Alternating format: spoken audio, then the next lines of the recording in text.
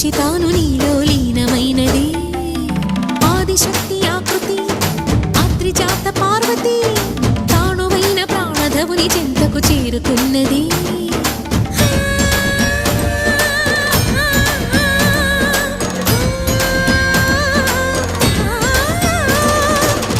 భువికి తరలించేలా ధరణి దివిని తలపించేలా